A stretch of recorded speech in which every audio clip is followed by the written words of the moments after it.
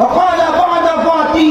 আল্লাহর হাবিব সাল্লাল্লাহু আলাইহি সাল্লাম বলে, আমার উম্মত যখন থেকে দুরূদ শরীফ পড়ে না কেন, আমি আমার নিজ কান মোবারকে আমি শুনতে পাই, আমি শুনি আমার বেনবীকে সাহাবায়ে কেরাম বলে, ইয়া রাসূলুল্লাহ আপনার ইন্তেকালের পরকে আপনি শুনেন। আল্লাহ পাক কোরআনুল কারীমে বলেন, ওয়ালাল আখিরাতু খায়রুল লাকা মিনাল উলা। আল্লাহ পাক রব্বুল আলামিন বলেন, আমার নবী দুনিয়ার জমিনে যতটা ক্ষমতা সম্পন্ন ছিল, ইন্তেকালের পরে দুনিয়ার চাইতে আরো যে ক্ষমতা আমি বাড়িয়ে দিয়েছি। এই জন্য আমি বলি, আমার নবী দুনিয়ার চাইতে পরপারের জীবনে আমার নবীর জন্য উত্তম।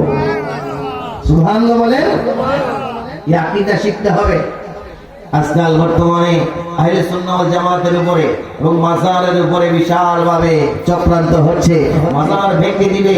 ভাইরে আমরা তো দেখি সত্যিকারে মাজার তো তাদেরই হয়। নমরুদের কি মাজার আছে? সবাই বলেন নমরুদের মাজার আছে?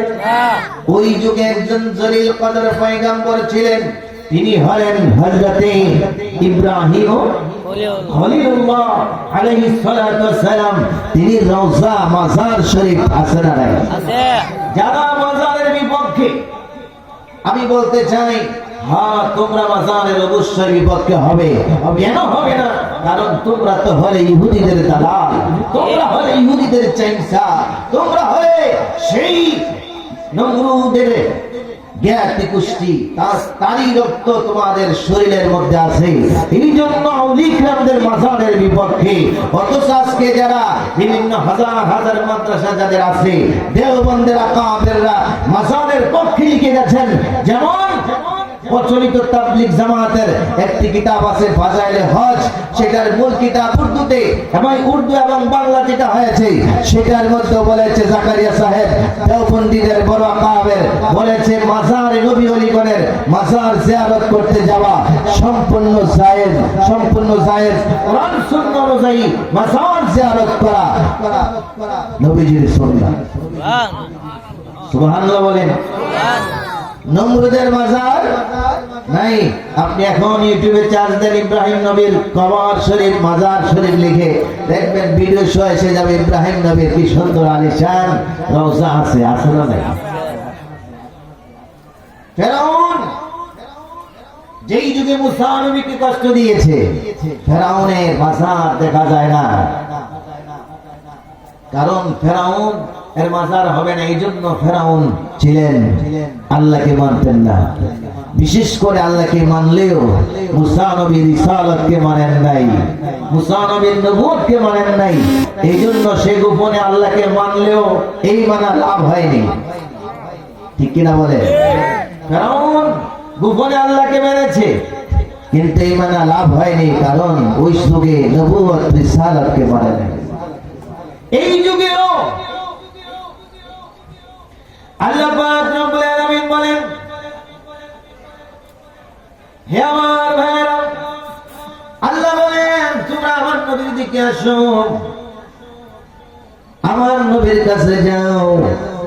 আল্লাহ বলেন মুনাফিকদেরকে দেখবে, রাআইতাল মুনাফিকিনা ইয়াসুদ্দুনা আনকা সুদুদা। মুনাফিকরা আমার নবী থেকে দূরে থাকবে, মুনাফিকরা আমার নবীর শান থেকে দূরে থাকবে। মুনাফিকদেরকে যখন বলা হবে রিসালাতকে মানো, আমার নবীর পথে আসো, মানবে না, তাদের সিনাকে ফিরিয়ে নিয়ে যাবে, তাদের মুখে তাওহীদ থাকবে, রিসালাত থাকবে না। এই জন্য প্রত্যেক মানুষ আজকাল রয়েছে যাদের ফেসবুক ইউটিউবের মধ্যে দেখা যায় ফলোয়ারের অভাব নাই। অনেক মানুষ আছে যারা বলে লা ইলাহা ইল্লাল্লাহর পরে মুহাম্মাদুর রাসূলুল্লাহ লিখতে হবে না, রাখা শিরক হবে, বিদআত হবে।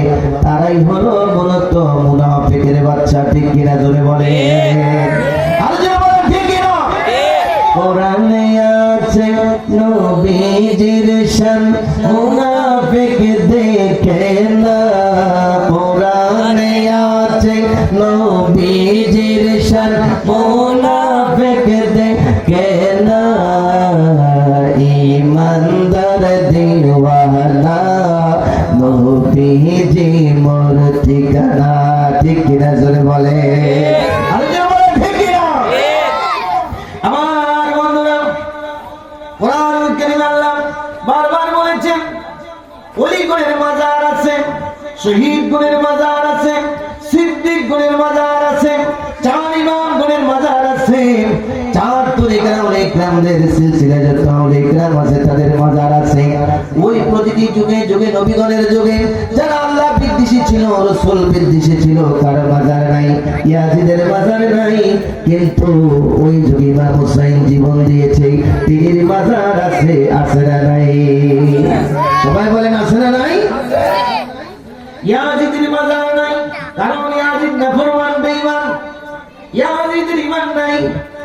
আমরা যে রাসূলের বিরোধিতা করেছে, ইয়াজিদ নবীর সুন্নাতের বিপক্ষে কাজ করেছে, ইয়াজিদের মাজার আপনি দেখবেন না।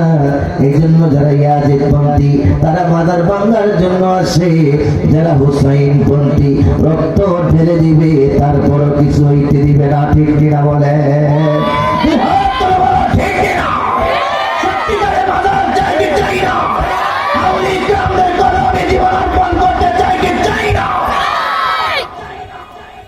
আমিন বলুন, আরে যদি বলেন আমিন।